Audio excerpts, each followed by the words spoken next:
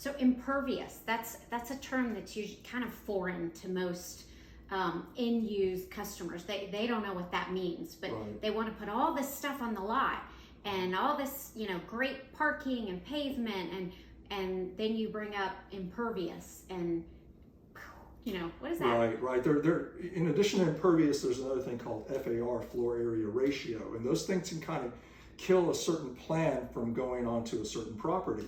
Impervious, what that refers to is the ability of rainwater to get in, to soak into the ground. And that's important to these municipalities because they don't want a lot of runoff.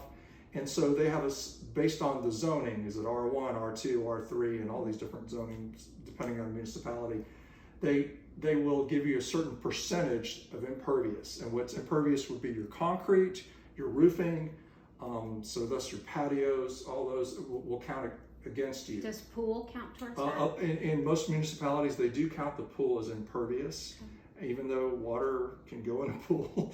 But so that counts against you too. And for example, we've had some customers that want a very big sprawling footprint of a home on a certain size lot and a pool, and they'll go over that impervious percentage. And so lots of parking.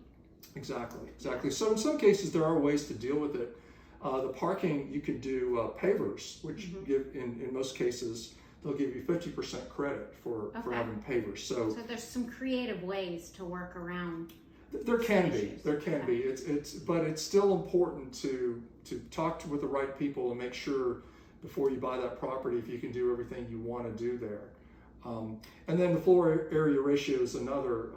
Again, with more dense zoning, you have a higher percentage, but in other cases you can't have more than a certain amount of square footage on a lot. So if you want to put a big house on a small lot, you could be restricted with the impervious percentage or with the floor area ratio percentage, which is conditioned space on that property. That's why I say always get a survey.